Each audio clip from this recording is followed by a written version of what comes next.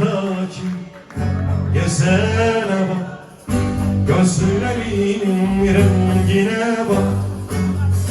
Mavi gözler kan kan olmuş, şu feleğin işine bak. Şu dağdaki gezene bak, gözlerinin rengine bak. Seni vuran beni de vursun, şu feleğin işine bak.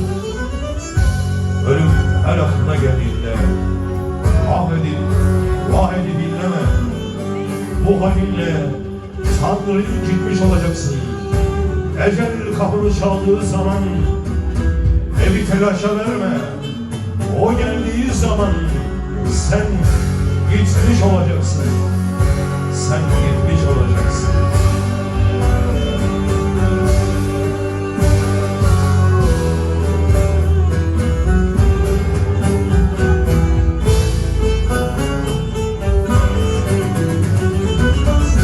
Dağlarda sallanır mı dostlar hiç yalan? Ölürsem duyan olur mu şu feleğin işine bak. Dağlarda sallanır mı dostlar hiç yalan?